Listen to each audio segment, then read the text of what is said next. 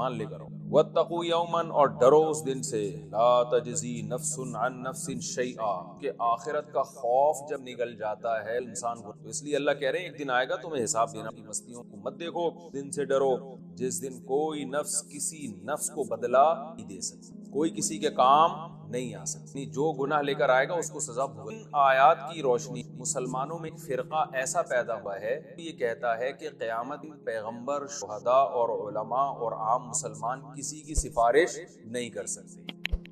اس قسم کی بہت ساری آیتیں قرآن میں جس میں آتا ہے کہ کوئی کسی کے کام نہیں آئے گا۔ سورہ نجم میں بھی ہے وَأَن لَيْسَ لِلْإِنسَانِ إِلَّا مَا سَعَىٰ، انسان کو وہی کچھ ملے گا جس کی اس نے کوئی۔ جبکہ اہل سنت والجماعت کا جو عقیدہ، یاد رکھیں کہ جو سب سے معتبر کتاب ہے نا دنیا میں پڑھائی جاتی ہے، وہ ہے العقیدۃ الطحاویہ۔ دنیا میں اہل سنت جو 4 مکاتب فکر ہیں، حنفی، مالکی، شافعی اور حنبلی، یہ چاروں کے ہاں یہ کتاب معتبر۔ لکھنے والے اگرچہ حنفی عالم تھے، امام طحاوی تھے، حنفی تھے، لیکن جو انہوں نے عقائد لکھے ہیں اس کو سب مانتے بھی اس لیے اس سے پہلے عقیدے کی باقاعدہ کوئی کتاب، تو بعد میں علماء نے ضرورت محسوس کی کہ عقیدہ کتاب لکھی جائے تاکہ پتہ چل جائے کہ اہل سنت والجماعت کے اسی کا قائد۔ پہلے میں اس سے بتاؤں گا یہ اہل سنت والجماعت کیا بلا ہے، کہتے ہیں اہل سنت، تو دیکھیں رسول اللہ صلی اللہ علیہ وسلم کے دور میں تو فرقہ نہیں تھا، سب نبی صلی اللہ علیہ وسلم کے پھر صحابہ آئے، تو صحابہ کرام کے بعد بلکہ صحابہ کا جو دور تھا نا اس میں خوارج پیدا ہونا، یہ حضرت عثمان کے دور میں حضرت عثمان کو، اور یہ بڑے متعصب قسم کے اور دعوے بڑے بڑے کرتے تھے قرآن کو۔ ان کا سب سے بڑا جرم یہ تھا کہ قرآن کو خود سے سمجھنے کی کوشش کی، صحابہ سے رہنمائی نہیں کہ صحابہ کیا کر رہے ہیں۔ تو یہ وہ لوگ تھے جنہوں نے حضرت عثمان کو قرآن کا نام لے کے اور دین کا نام لے کے شہید کر دیا، بغاوت کی، پھر حضرت علی کے خلاف یہ بغاوتیں کرتے رہے، اور حضرت علی رضی اللہ تعالی عنہ سے لڑائیاں، اور حضرت علی کے دور میں وہ احادیث پھر سامنے آئیں جن نبی صلی اللہ علیہ وسلم خوارج کو اس امت بدترین لوگ قرار دیا۔ ان کی خاصیت یہ بظاہر بڑے پرہیزگار ہوتے ہیں، عبادتیں بہت تقوی دکھاتے تھے اور اللہ کا خوف اور اس طرح کی چیز۔ حضرت علی رضی اللہ تعالیٰ عنہ کی بات کو ماننے سے انکار۔ حضرت عباس جب ان کے پاس پہنچے انہوں نے کہا ان الحکم الا للہ، قرآن کہتے ہیں حکومت صرف کس کی ہے؟ اللہ کی۔ دیکھو قرآن کی آیت پڑھ رہے ہیں لیکن اس کا مفہوم غلط لے کے جا رہے ہیں۔ تو حضرت علی کو جب یہ پتا چلا تو حضرت فرمایا حق کلمہ درست ہے مگر اس سے جو یہ مراد لے رہے ہیں وہ مراد غلط ہے۔ اس کا یہ مطلب تھوڑی کہ تو یہ تھے اس طرح کے نا ایک مسلمانوں کے لیے آفت بن۔ تو اسی دور میں یہ پہلا فرقہ پھر پیدا ہوئے۔ ان تمام فرقوں میں قدر مشترک کیا چیز تھی؟ سارے حوالہ قرآن کا دیتے تھے، لیکن وہ ہٹ کیوں گئے قرآن و سنت سے؟ اس لیے کہ وہ قرآن کی وہ تفسیر جو لفظی آیتوں کو دیکھ رہے ہیں صحابہ کو درمیان سے نکال رہے ہیں۔ سب سے بڑا فالٹ ان میں یہ تھا۔ آج بھی جتنے آپ کو باطل فرقے نظر آئیں گے قرآن و حدیث کا لیبل بہت لگائیں گے لیکن صحابہ ان کی ڈکشنری سے غائب ہیں۔ تو قرآن و سنت کی ایسی تشریح کرنا جس پہ صحابہ کا عمل نہیں تھا وہ تشریح معتبر، انہی میں آپ کو یہ شیعہ حضرات ہیں، رافضی، معتزلہ پیدا ہوئے، کسی نے تقدیر کا انکار کر دیا اور کسی نے کہا کہ اب یہ جو عمان میں مسقط میں فرقہ ہے جس کا نام بازی ہے، یہ کہتے ہیں ایک یہ بھی سفارش کی نہیں کہ آخرت کی سفارش کسی کی، دوسرا یہ بھی کہتے ہیں مسلمان جو اگر کبیرہ گناہ کرتا ہے تو وہ بھی ہمیشہ جہنم میں جلے گا، شفاعت کی وجہ سے وہ جہنم سے نکلے گا نہیں، اور وہ اس طرح کی آیتیں قرآن ہر ایک کے پاس ہوتا ہے، آیتیں ہر ایک کے پاس ہوتی ہیں، لیکن ہم ان سے یہی کہتے ہیں کہ آپ کا یہ عقیدہ صحابہ کے عقیدے کے لہذا ہم اس کو معتبر۔ تو اس طرح کے بہت سارے فرقے پیدا ہو گئے تھے، یعنی مختلف انتہائیں وجود میں آنا شروع ہوئی، تو کہ جو کبیرہ گناہ کرے گا چاہے وہ سچا اور پکا مسلمان کی، ان کبیرہ گناہ کیا اور توبہ کے بغیر مر گیا تو وہ ہمیشہ جہنم میں جائے گا۔ ایک انتہا تو یہ انتہا تھی جن کو مرجیہ کہا جاتا تھا، مرجیہ رجا سے نکلا، رجا امید، وہ یہ کہتے تھے کہ اگر آپ ایمان لے آئے کتنی برائیاں آپ کر لو آپ جہنم میں نہیں جاؤ گے، آپ کی بخشش پکی اور ڈھکی۔ اور ان کے پاس بھی حدیثیں کہ نبی صلی اللہ علیہ وسلم نے فرمایا جس نے کہا لا الہ الا اللہ وہ دخل الجنہ، وہ جنت میں جائے گا۔ تو حدیثیں ہر ایک کے پاس ہیں، لیکن صحابہ کا جو اجماعی عقیدہ تھا کیونکہ صحابہ حدیث کا مفہوم زیادہ سمجھتے، تو جو وہ لوگ قرآن و سنت کو صحابہ کے منہج پہ سمجھتے تھے نا، انہوں نے ان باطل فرقوں سے اپنے آپ کو جدا رکھنے کے لیے جو مسلک تھا اس کو نام دیا اہل سنت والجماعت، یعنی ہم سنت کو بھی مانتے ہیں، صرف قرآن کو نہیں بلکہ نبی کی سنت کو بھی، اور والجماعت سے مراد تھا صحابہ کو بھی ہم مانتے ہیں۔ تو باقیوں نے اپنے لیے یہ لفظ تجویز نہیں کی، تو ہمارا یہ اچھا یہ کیوں نہیں کہا کہ ہم مسلم ہیں یہ غیر مسلم کو غیر مسلم نہیں قرار دیا. معتزلہ جو لوگ ایسے تھے یہ کہتے تھے ہمیشہ مسلمان بھی جہنم میں جلے گا اگر گناہ کیا اس نے. کچھ ایسے تھے جو کہتے تھے مسلمان گناہ بھی کر لے تو بس ایمان ہی کافی ہے آخرت. تو ان کو کافر کیوں نہیں کہتے تھے؟ کافر اس لیے نہیں کہتے تھے کہ اسلام میں فقہا کا اجماع ہے کہ کسی کو کافر ہونے کا فتویٰ دینا آسان کام نہیں ہے، کیونکہ وہ زبان سے بہرحال اللہ کو اللہ مان رہا ہے اور رسول اللہ صلی اللہ علیہ وسلم کو آخری نبی مان. ہاں اس میں تعویلات کر رہے ہیں نا غلط سلط. کافر قرار دینے اس نے بہت احتیاط. تو وہ ہمارے جو اکابر تھے، اسلاف تھے، تابعین، تبع تابعین، جو اہل سنت والجماعت کے راستے پر تھے، جو برحق تھے، انہوں نے بدعتی تو قرار دیا، گمراہ تو قرار دیا، مگر کافر قرار اس لیے کہ وہ کہتے تھے کافر قرار دینا بہت خطرناک. تو اگر ان کو کافر قرار دیتے ان کے مقابلے میں اپنے آپ کو کیا کہتے ہیں؟ مسلم. کیونکہ اپنے آپ کو جب مسلم کہہ رہے اس کا مطلب یہ کیا ہے؟ غیر مسلم. تو غیر مسلم تو کہتے نہیں تھے. تو اس لیے اب اپنے لیے ایسا نام تجویز کیا جائے تاکہ آپ ان سے کیا ہو جائیں.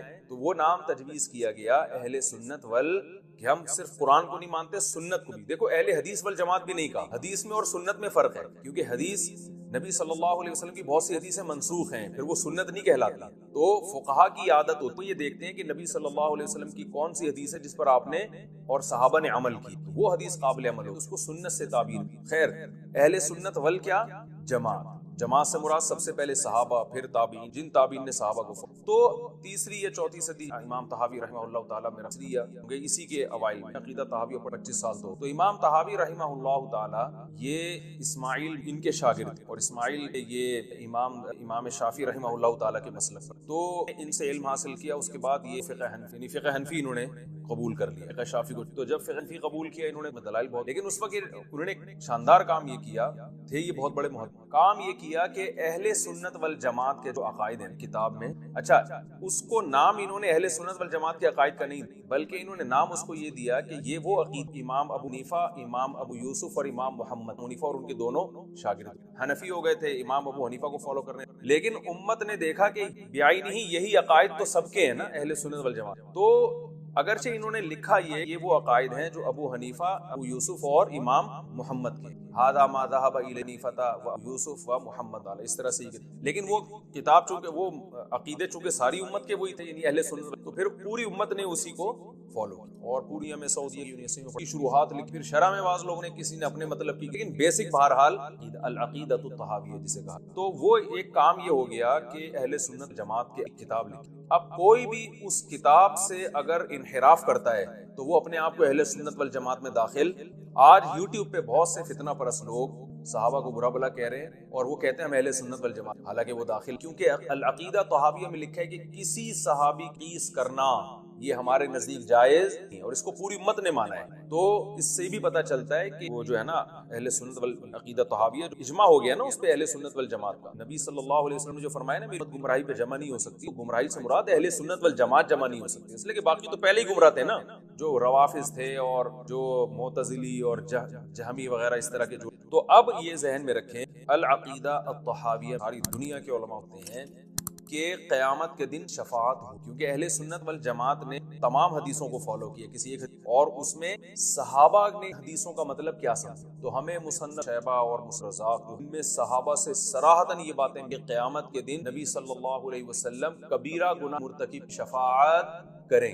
ہاں وہ ایک الگ بات ہے کہ اس کی شفاعت، آپ کی شفاعت کس درجے میں، بعض ایسے ہوں گے جو سزا بہت لمبی ہوگی مگر مختصر ہو جائے گی، بعض ایسے ہوں گے جن کی سزا بالکل معاف ہو جائے گی. تو یہ علماء کی، حفاظ کرام کی، شہداء کی بھی یہ ہوگا. تو یہ جو آیتیں ہیں نا دوسری آیتوں کو اور حدیث کو، قرآن کی خود آیتوں میں شفاعت کا ذکر ہے، جیسے ہم نے عما یتساءلون میں پڑھا تھا نا، وہ کیا ہے کہ عما یتساءلون والی صورت، یوم یقوم الروح والملائکۃ صفا لا یتکلمون الا لمن اذن له الرحمن وقال صواب. کوئی بھی کلام نہیں کر سکے گا مگر جس کو اللہ اجازت دے اور وہ کلام کیا کرے، درست کرے. اور اسی طرح اس سے بھی زیادہ واضح آیت ہے وَلَا يَشْفَعُونَ إِلَّا لِمَنِ ارْتَضَىٰ. کوئی کسی کی شفاعت نہیں کرے گا مگر اس کے لیے شفاعت ہو سکتی ہے جس کے لیے اللہ اجازت دے. خود قرآن میں اللہ تعالیٰ نے اور احادیث تو اس بارے میں بہت واضح ہیں. تو ان آیتوں کا مطلب پھر علماء یہ بیان کرتے ہیں جس میں آتا ہے کہ کوئی کسی کو فائدہ نہیں پہنچائے گا، اس سے مراد ہے کفر. کفر پہ اگر کسی کی موت واقع، جیسے کہ بنی اسرائیل تو کفر میں مر رہے تھے نا، تو کفر پہ اگر کسی کی موت واقع ہو گئی تو پھر اس کے لیے شفاعت اور کفر کے جرم میں کوئی کسی کو فائدہ نہیں پہنچا سکتا. عقیدے کی خرابی ہے عمل کی، تو عقیدے کی خرابی کے ساتھ اگر دنیا سے چلے گئے تو عقیدی خرابی پہ جو سزا آپ کو ملے گی اس میں کوئی کسی کے کام نہیں ہے. اور ہے کہ عقیدہ آپ کا درست ہے، عمل کی کوتاہی پہ جو سزا ملے گی اس میں قرآن میں بھی ہے اور احادیث میں بھی. ہم قرآن میں پڑھیں گے انشاءاللہ جب اپنے مقام پہ آیتیں آئیں گی تو اس میں لوگ دوسروں کے کام، اور یہ جو قرآن کی آیت ہے کہ جو قرآن مجید میں آتا ہے کہ ام للانسان ولیس للانسان الا ما سعی، کہ انسان کو وہی کچھ ملے گا جو جس کی اس نے کوشش. تو یہاں بھی علماء کہتے ہیں انسان کو تو کچھ ملے گا جس کی آپ نے کوشش ہے، اس سے زیادہ نہیں ملے گا. لیکن دوسرا انسان جب آپ کے لیے کوئی عمل کر رہا ہے یا آپ یہ دعا کر رہا ہے تو اس کو بھی تو وہ کچھ ملے گا نا جو وہ کر رہا ہے. تو وہ کیا کر رہا ہے؟ وہ چاہ رہا ہے کہ آپ کی بخشش ہو جائے، وہ چاہ رہا ہے کہ آپ کے درجات بلند ہو جائیں، تو اس کو بھی تو وہ ملے گا کہ نہیں ملے گا.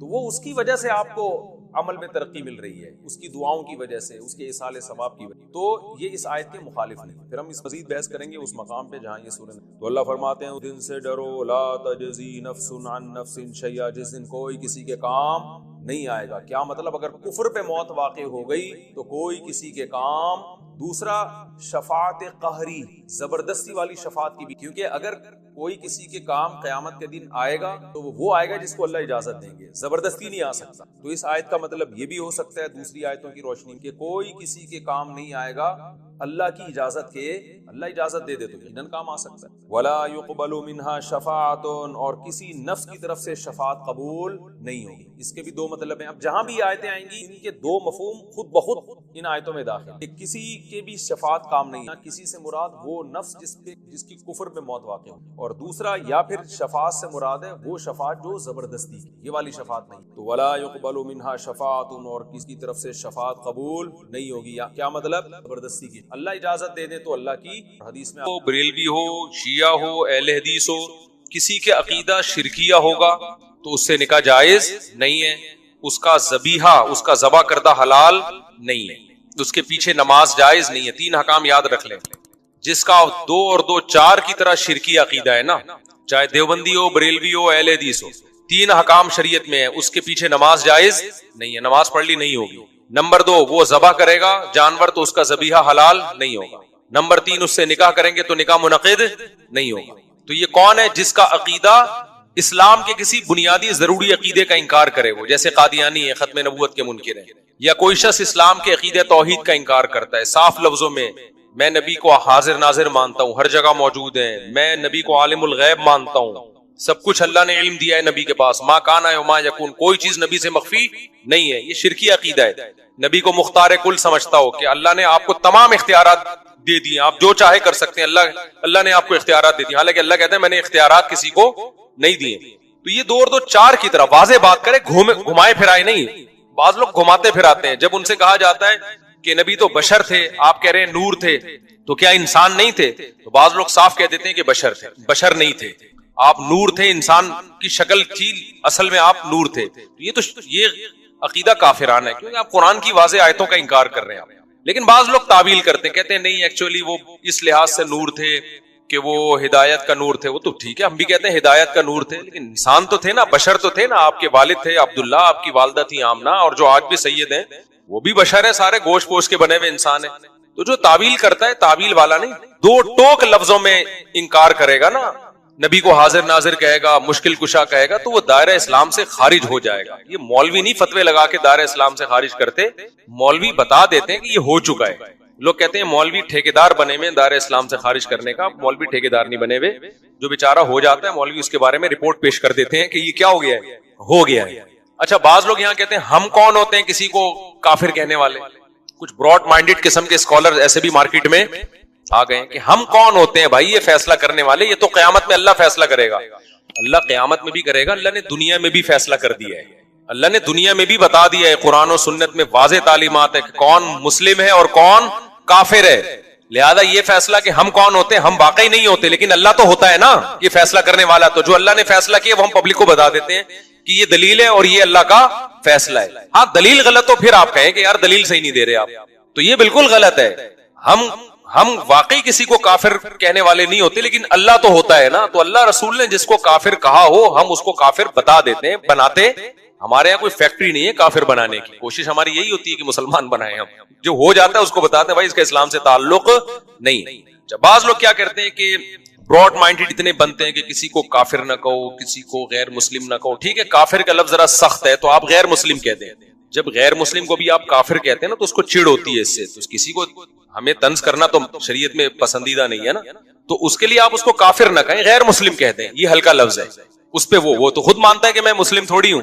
یہ ایک الگ بات ہے کہ ہم کافر کو کافر کے بجائے ہم کیا کہیں گے، ایک ادب تمیز کا لفظ استعمال کریں گے، بھائی یہ غیر مسلم ہے۔ جیسے قرآن نے بھی اہل کتاب کو اہل کتاب کہا، ایک رسپیکٹ دی نا ان کو، لیکن یہ تو نہیں کہا کہ یہ مسلم ہے، یہ تو نہیں کہا نا، اتنی رسپیکٹ تھوڑی دینی ہے کہ ہم افورڈ ہی نہ کر سکیں۔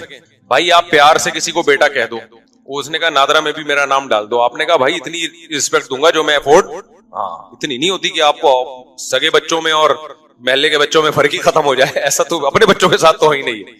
تو اللہ نے اسلام کا ایک دائرہ رکھا ہے، اگر آپ ہر شخص کو اس اسلام کے دائرے میں لے آؤ گے تو مسلم غیر مسلم کی جو باؤنڈری ہے وہ کیا ہو جائے گی، ختم۔ اور اللہ یہ باؤنڈری کو قائم رکھا ہے، قیامت تک رہے گی۔ یہ فرق ہے اللہ کے ہاں، اس میں اس کے شرعی احکام ہے۔ تو غیر مسلم کا ذبیحہ حلال نہیں ہے سوائے یہودی عیسائی کے، غیر مسلم سے نکاح جائز نہیں ہے سوائے یہودی عیسائی کے، اور غیر مسلم کے پیچھے نماز جائز نہیں ہے، وہ تو یہودی عیسائی ہو اس کے پیچھے بھی جائز نہیں ہے۔ سمجھتے ہو کہ نہیں سمجھتے؟ تو یہودی عیسائی ایسے غیر مسلم ہیں کہ ان کو اللہ نے 2 پروٹوکول دے دیے کہ ان کی عورت سے نکاح کر سکتے ہیں، ان کے مرد سے نہیں ہو سکتا۔ نمبر 2، وہ جب جانور ذبح کریں گے تو وہ حلال ہے ہمارے لیے۔ یہ صرف عیسائی اور یہودی کو پروٹوکول دیا، مسلمانوں میں کوئی مشرک ہو جائے اس کو یہ پروٹوکول نہیں دیا، اس کی کوئی دلیل نہیں، کیونکہ وہ بڑا مجرم ہے نا، توحید میں پیدا ہو کے شرک کر رہا ہے۔ ارے عیسائی تو پیدا عیسائی گھرانے میں ہوا نا، اس کا جرم ہلکا ہے۔ مسلمان پیدا توحید میں ہوا، ہمیشہ ایاک نعبد و ایاک نستعین پڑھتا ہے اور جاتا پھر مزاروں پہ سجدے کرتا ہے، تو یہ بڑا مجرم ہے، اس کا ذبیحہ حلال نہیں ہے، ایسی عورت سے نکاح جائز نہیں ہے۔ سمجھتے ہو؟ کیونکہ یہ ارتداد کے حکم میں ہے، مرتد کے حکم میں ہے۔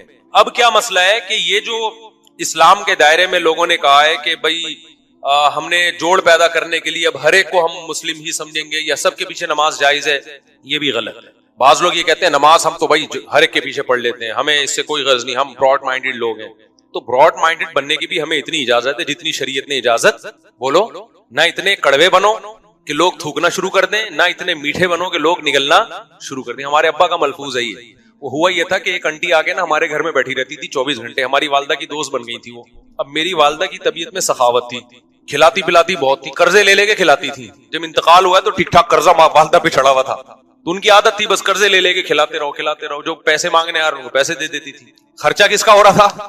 ابا کا۔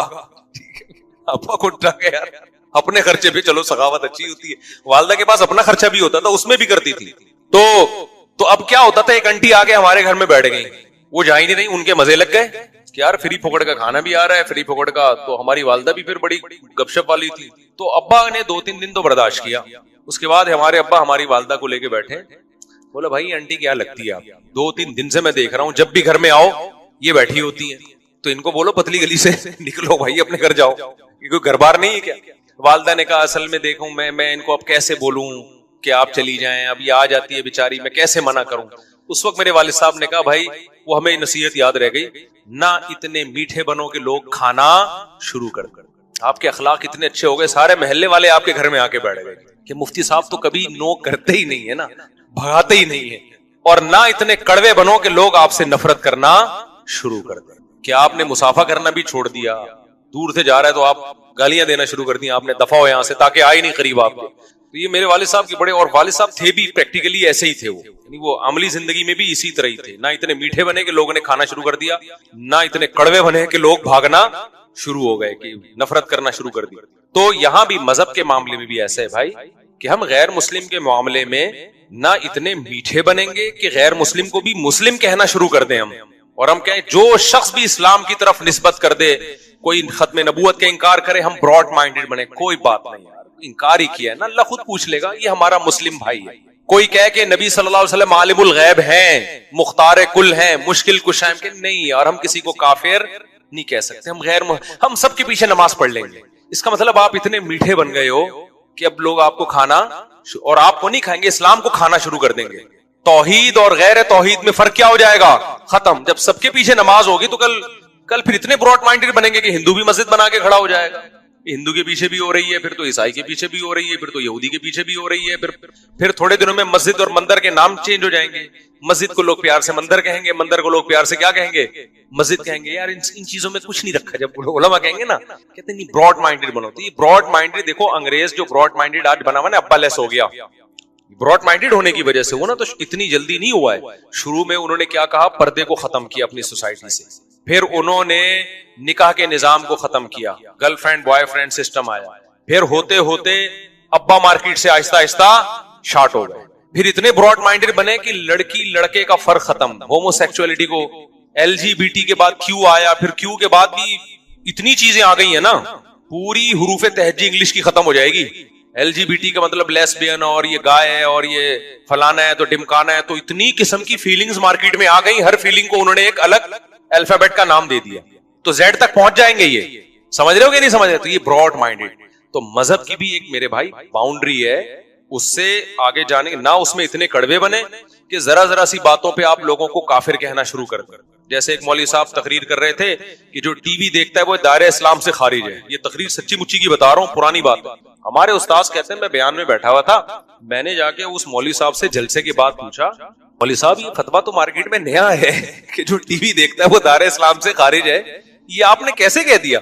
تو مولوی صاحب کہتے ہیں میں نے احتیاطاً کفر کا فتویٰ لگایا اس کے اوپر، میں نے احتیاطاً کفر کا فتویٰ لگایا تاکہ لوگ ٹی وی سے بچیں۔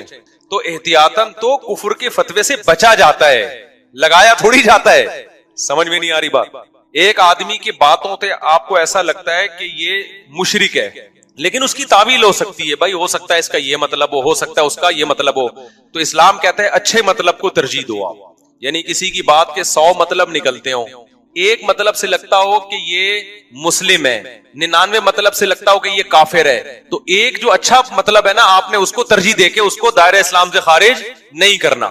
سمجھتے ہو کہ نہیں سمجھتے؟ حتی الامکان تعویل کرنی ہے اس کی۔ تو احتیاطاً کفر کے فتوے سے بچا جاتا ہے، احتیاطاً کو کفر کا فتویٰ دیا نہیں جاتا، تعویل کی جاتی ہے۔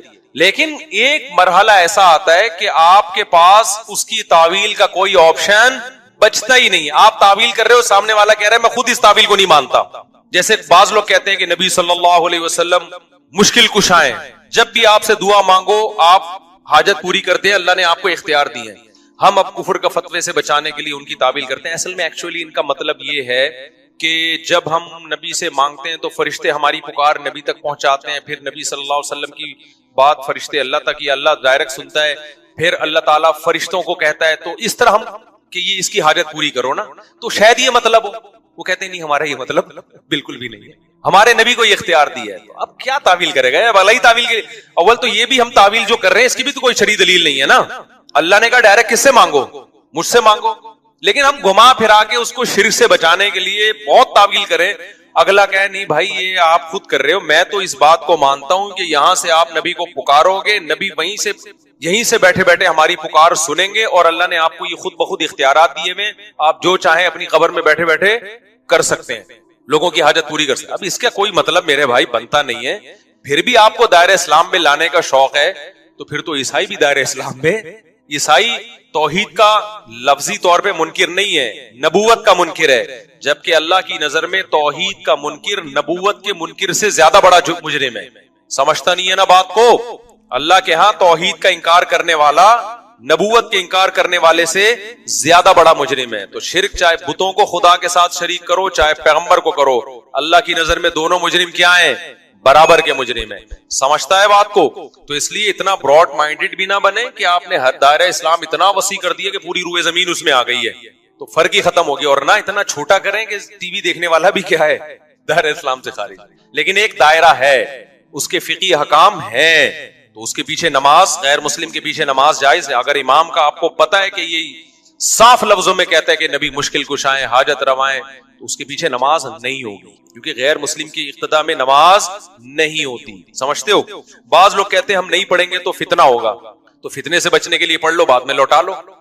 یہ براڈ مائنڈیڈ ہے۔ ہم کہتے ہیں کڑوے نہ بنو کہ لوگ تھوکنا شروع کر دیں، وہاں جا رہا ہے ادھر جماعت ہو رہی ادھر اپنی الگ سے نماز پڑھ رہے، تو پبلک پکڑ کے کوٹ دے گی تمہیں۔ پبلک کیا کرے گی؟ پکڑ کے کوٹ دے گی. اور پھر آپ کو حق پرستی کا بھی شوق ہے, آپ لوگ کہہ رہے ہیں بھائی ہاں امام کے پیچھے نہیں پڑھ رہے, کہہ رہے ہیں ان کا عقیدہ شرکیہ ہے, یہاں فتنہ پھیلے گا. تو بھائی چھوڑ دے, اپنی نماز پڑھ, پتلی گلی سے نکل, تو کیا ٹھیک کرے گا کیا عقیدہ کسی کا. اچھا میرے بھائی, اور سارے بریلوی ایسے نہیں ہوتے کہ وہ صاف لفظوں میں شرک کرتے ہوں, یہ ہمارا تجربہ مشاہدہ ہے. بریلویوں میں بھی ہر طرح کے لوگ ہیں, معتدل بھی ہیں اور غالی بھی ہیں. تو معتدل بھی ہیں ان میں بہت سے علماء. ہماری چونکہ اب جب مشہور ہوئے ہیں تو بہت سے علماء سے بات چیت بھی ہوئی ہے, تو وہ اس طرح کے نہیں ہے جس طرح لوگوں نے فرض کر لیا کہ وہ سارے ہی مشرک ہوں گے یا ساروں کا عقیدہ شرکیہ ہوگا. ایسا نہیں ہے, ان میں بہت سے پڑھے لکھے ہیں وہ شرکی عقیدوں کو نہیں مانتے. اچھا بہت ہاں یوٹیوب پہ بھی آ رہے ہیں, میں نام لوں گا تو فائدہ نہیں ہے, بہت سارے ایسے ہیں جو میں خود ان کی بعض دفعہ کوئی اسپیچ آتی ہے مجھے لگتا ہے بڑے اللہ نے ان کو علم دیا ہے اور بڑی زبردست بات کر رہے ہیں, لیکن ان میں بڑا مسئلہ یہ ہے کہ وہ کھل کے بتا نہیں سکتے اس عقیدہ توحید کو. ان کی عوام ان کو پکڑ کے کوٹے گی. جیسے اہل حدیث علماء میں بعض علماء ایسے ہیں جن کا عقیدہ 3 طلاقیں 3 ہوتی ہیں, لیکن وہ کھل کے بتا نہیں سکتے. جیسے حافظ زبیر علی زئی تھے, کھل کے نہیں بتا سکتے تھے وہ, کیونکہ اتنے انہوں نے فتوے دے دے کے 3 طلاقوں کو ایک کر کے کیا ہے نا کہ وہ پھر اب اتنا زیادہ آپ آگے جا چکے ہیں ایکسٹریم لیول پہ, اب ریورس واپسی کا دروازہ بند کر لیا, تو اس لیے ایکسٹریم پہ جانا ہی نہیں چاہیے تھا نا. تو اب یہاں بھی ایسے ہی ہے, بعض بریلوی علماء ہیں جن کو پتا ہے کہ یہ غلط ہو رہا ہے جو کچھ ہو رہا ہے. مفتی منیب صاحب بھی تو بولتے تھے نا, یہ جو انہوں نے کیا ہوا ہے ربیع الاول میں جو کچھ ہو رہا ہے, یہ کہاں خود اس کی مخالفت کرتے تھے وہ تو. لیکن بعض ان کے اسکالرز ایسے ہیں کہ اب ان کو پتا ہے ہم نے ذرا کھل کے بات کی تو پبلک نہیں چھوڑے گی, ہم شروع سے ہی ایک ٹریک پہ چل رہے ہیں. ایک بریلوی امام نے بتایا, بیچارے کے دل کی بات تھی, کہنے لگا یار یہ دیوبندیوں کے بڑے مزے ہیں بھائی. ہمارے دوست نے پوچھا کیوں, کہہ رہے ہیں یار امام آتا ہے فرض پڑھا کے پتلی گلی سے نکل جاتا ہے, سنتیں گھر جا کے پڑھتا ہے, اس کی مرضی وہاں پڑھے یا گھر جا کے پڑھے. کہہ رہے ہم نے لوگوں کو ڈال دیا کہ پہلے فرض کے بعد ایک لمبی دعا پہلے ہوگی, پھر سنتوں کے بعد ایک الگ لمبی دعا ہوگی, تو ہمیں تنخواہ وہی مل رہی ہے جتنی دیوبندیوں کو ملتی ہے. ذمہ داری ہماری دیکھو, فرض کے بعد ہمیں پہلے لمبی دعا, اس میں غفار بھائی کا نام, یا اللہ یہ پنکھا وسیم نے لگایا اس کی مغفرت فرما دے, اپنے ابا کے لیے وسیم نے لگوایا, غفار بھائی نے یہ والا پنکھا لگوایا ان کی سال ثواب کے لیے, پھر یہ ثواب بھی دیکھو آج کل بعض ائمہ کہاں کہاں پہنچاتے ہیں. ثواب جب پہنچاتے ہیں اللہ یہ جو ہم نے نماز پڑھی اور جو ہم نے روزہ رکھا ہے, ہم نے تلاوت کی, اس کا ثواب پہلے نبی صلی اللہ علیہ وسلم کو پہنچے, پھر نبی صلی اللہ علیہ وسلم, ابراہیم علیہ السلام, موسیٰ علیہ السلام, یعقوب علیہ السلام, تمام پیغمبروں, آدم علیہ السلام سے ہوتا ہوا تمام صحابہ, تابعین, تبع تابعین, غفار بھائی اور ان کے والدین, اور وسیم بھائی جنہوں نے پنکھا لگایا ان کے والدین, اور یا اللہ یہ تمام جتنے بھی لوگوں نے ہماری مسجد کے ساتھ تعاون کیا, یا اللہ تمام کے مرحومین مرحومات اور پتہ نہیں مغفورین مغفورات اور مرد اور خواتین اور جو زندہ ہیں اور جو آ چکے جو آئیں گے, اتنی ڈیٹیل کے ساتھ ثواب پہنچایا جاتا ہے. میں نے دیکھا بعض ائمہ کو نا اتنی تفصیل سے ثواب پہنچاتے ہیں کہ اللہ کی پناہ بھائی, ایک ہی دفعہ پہنچا سکتا ہے آدمی کے پاس, دوبارہ ایسا ثواب گھر گھر دستک دے کے پہنچانے کا جو ثواب کا انتظام ہے نا, ایسا لگتا ہے ثواب شاپر میں ڈال کے جتنے بھی مرحومین ہیں الگ الگ ہر ایک کی قبر پہ نوک کر کے اس کو پہنچایا جائے. تو بھائی اتنی ڈیٹیل سے ثواب پہنچانے کی ضرورت ہمیں, دیکھو ہم کیسے ہم سنت کو فالو کر رہے ہیں نا. فرض نماز کے بعد یہ اجتماعی دعا ہے ہی نہیں, فرض نماز کے بعد کسی قرآن حدیث میں کہیں بھی نہیں ہے, فقہ کی کسی کتاب میں نہیں ہے, یہ جو عربی مستند کتاب میں ہے, اردو کتابوں کی بات نہیں کر رہا میں, نہ امام حنیفہ سے منقول, نہ امام شافعی سے. ظاہر ہے ان سے اس لیے منقول نہیں ہے کہ ہوگی تو ایک چیز, ائمہ مجتہدین تو اسی کی قائل ہوتے ہیں جو قرآن و سنت سے ثابت ہوتا ہے. تو اب ہم نے کیا, ہمارے لیے بہت آسانی, ہم تو اللہم انت السلام پڑھا, نکل لیے پتلی گلی سے, جا کے انڈے چیک کیے مرغیوں کے, بھائی چوزا کتنا نکلا ہے, پھر اس کے بعد جا کے سنتیں پڑھ لی. کوئی سنتیں بھی ہم پہ فوراً مسلط نہیں ہوتی, گھر پہ بھی پڑھ سکتے ہیں, یہاں بھی پڑھ سکتے ہیں, دفتر میں بھی پڑھ سکتے ہیں, آزاد ہو گئے. کسی دن موڈ ہوا دعا کا تو لمبی دعا بھی کرا دی, یہ بھی کوئی حرام بھی نہیں ہے کہ دعا کرانا. موڈ ہوا تو آج موڈ ہے بھائی آج کیا کرا, تو چلو یار لمبی دعا ہو جائے. لیکن جو گرین چینل والے بےچارے, وہ ائمہ کی اندر کی دل کی کیفیت میں بتا رہا ہوں. میرا بیان سن کے ہو سکتا ہے ہمارے گرین چینل والے بھائی میری مخالفت کریں, لیکن ائمہ کہیں گے مفتی صاحب دل کی آپ نے بات شیئر کر دی. یہ بےچارے اتنے پریشانی میں ہوتے ہیں, تنخواہ دیوبندیوں والی ملتی ہے لیکن ذمہ داری کتنی. امام پہلے سے آگے بیٹھے گا مصلی پہ, ہم تو جب ٹائم ہوتا ہے نا ٹھک کر کے اسٹائل سے آتے ہیں مصلی پہ کھڑے ہوئے, اس سے پہلے مصلی کو ہم پابند نہیں ہوتے, آتے ہیں. اور سنت بھی یہی ہے, نبی صلی اللہ علیہ وسلم جماعت کے وقت میں اپنے حجرے سے تشریف لاتے تھے. ہمارے جو بیچارے گرین چینل والے بھائی ہیں ان میں امام آدھا گھنٹہ یا 10 منٹ پہلے آ کے بیٹھے گا مصلی, بڑی تمیز سے بیٹھ جائے گا وہ, بالکل بسم اللہ صلو علی الحبیب, بڑی تمیز سے بیٹھے گا وہ. میں بیچارے اماموں کی عکاسی کر رہا ہوں عکاسی کر رہا ہوں دل کی. وہ کہیں گے مفتی صاحب آپ نے آج پہلی دفعہ ہمارے حقوق پہ کسی نے آواز اٹھائی ہے, تو بیٹھ جائیں گے. پھر وہ اقامت ہوگی تو تمیز سے امام صاحب بیٹھے رہیں گے. حی علی الصلاۃ سے پہلے کسی کو کھڑے ہونے کی اجازت نہیں ہے, تو اس سے پہلے امام بیٹھا ہوا ہوگا نا, تو یہ ذمہ داری اس کی. الگ سے امام کو کوئی چارجز, کوئی پیسے, تنخواہ نہیں ملتی. پھر جب اقامت ہوگی, پھر نماز ہوگی, پھر اس کے بعد امام صاحب نے دعا کروانی ہے مقتدیوں کی طرف رخ کر کے, یا اللہ فلانا کو مغفرت, فلانے کی پنکھا بہت بہت زبردست پروگرام چلتا ہے بھائی, چھوٹا موٹا نہیں چلتا. اس کے بعد پھر امام پابند ہے, وہی سنتیں پڑھے ہوئے, وہی سنتیں پڑھے گا. اور جلدی جلدی بھی نہیں پڑھ سکتے اتنی اسپیڈ جتنی پبلک کی اسپیڈ ہے, کیونکہ ایسا نہ ہو پہلے فارغ ہو گئے تو گھر جانے کی اجازت نہیں ہے, ابھی دوبارہ دعا ہوگی, پھر وہ لمبی چوڑی دعا, پھر اس میں ان اللہ و ملائکتہ والی آیت بھی لازمی پڑھنی ہے. پھر وہ اس کے بعد درود شریف میں جو آتا ہے پھر سب درود شریف, تو بہت لمبا حساب کتاب چلتا ہے. اس کے بعد امام صاحب کی چھٹی ہوتی ہے.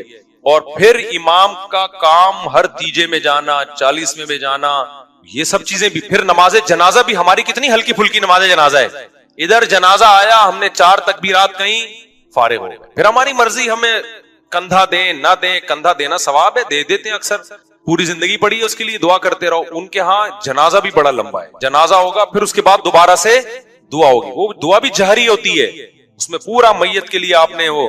تو بیچارے جو بریلوی امام ہے نا, ان کی ڈیوٹی بہت زیادہ ہے بھائی, ان کی تنخواہ ڈبل کر دو. میں صحیح کہہ رہا ہوں, یا تو تنخواہ بڑھاؤ, یا امام کو چاہیے ہڑتال کریں. ہم اسٹائل ہمارا, ہمیں تنخواہ دیوبندی والی دی جا رہی ہے, ذمہ داری ہم پہ ڈبل ڈالی جائے, یا تو تنخواہ ڈبل کرو یا پھر ذمہ داریاں ختم کرو. تو یہ دیکھ